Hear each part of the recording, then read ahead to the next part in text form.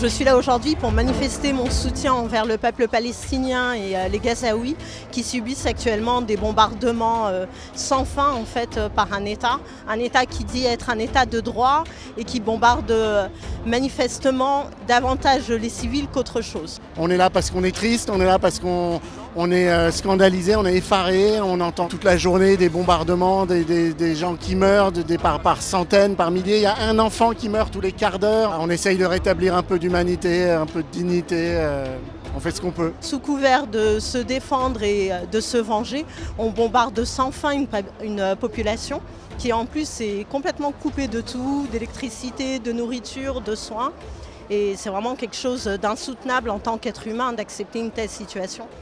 On ne venge pas une vie en prenant une, deux, trois, quatre, cinq, voire même 10 autres en face.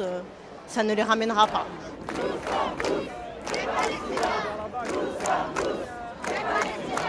La France est manifestement pro-israélienne et dénonce et pleure les morts israéliens, ce qui est tout à fait normal. Mais deux poids, deux mesures, par contre, les Gazaouis en particulier semblent compter pour rien du tout. Et c'est absolument scandaleux. Il y a aussi quelque chose qui m'a fait bouger, en fait, c'est d'entendre qu'il y avait un temps de décence à observer vis-à-vis des morts israéliens. Et en attendant, pendant ce temps de décence-là, il y a plein de Palestiniens qui sont en train de mourir. Ça, par contre, ça gêne personne. On demande juste la paix et que le peuple palestinien récupère son territoire. On ne veut rien de plus. On ne comprend pas pourquoi on est arrivé, on nous a dit que la manifestation, le rassemblement était interdit. Alors que hier, pour les manifestations pro-israéliennes, il n'y a pas eu de problème. Et nous, on arrive sur place, je me suis mangé 135 € d'amende. Même si c'était interdit, c'est important de venir. Moi, je suis venue aux 3 manifestations. J'ai été verbalisée d'ailleurs l'autre jour, mais je m'en fous. La vie des Palestiniens vaut bien une amende à 135 €. Heureusement, finalement, il y a eu un référé qui l'a autorisé. On a quand même été massés pendant 3 quarts d'heure, gazés, menacés par les flics. Mais là, enfin, c'est autorisé. C'est un beau rassemblement. Le premier était beau aussi jeudi dernier. Après, c'était plus dur. On a une répression féroce avec un gouvernement qui fait des amalgames, qui traite tout le monde d'antisémite. Et c'est une situation quand même hallucinante. On est pratiquement le seul pays d'Europe dans lequel se rassembler pour dénoncer un génocide, des meurtres d'enfants, des assassinats, c'est interdit.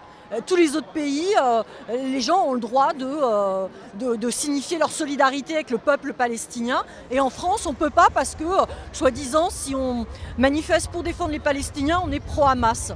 Et si on critique les sionistes, on est antisémite. Donc c'est cette rhétorique qui est répétée en boucle par tous les médias mainstream et qui est absolument insupportable. Je ne considère pas que venir soutenir la Palestine est une promotion du terrorisme. Et ce n'est pas en aucun cas un soutien au Hamas.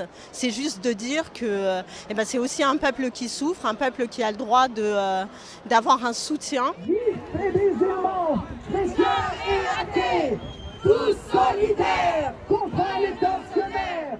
On reviendra. Je crois qu'il y a d'autres appels à des manifs dimanche, mardi. La colère fait qu'on reviendra. Il faut continuer à manifester tous les jours. Apparemment, symboliquement, je crois que la place de la République a été rebaptisée place de la Palestine. Et c'est très bien, il faut venir tous les jours, jusqu'à ce que les pouvoirs en place nous entendent, jusqu'à ce qu'un cessez-le-feu et une protection réelle du peuple palestinien et des Gazaouis en particulier ait lieu, parce que ce qui se passe à Gaza, c'est un génocide, il n'y a pas d'autre mot, c'est monstrueux. Et moi, je veux pouvoir me regarder dans la glace et je ne peux pas rester chez moi à rien faire.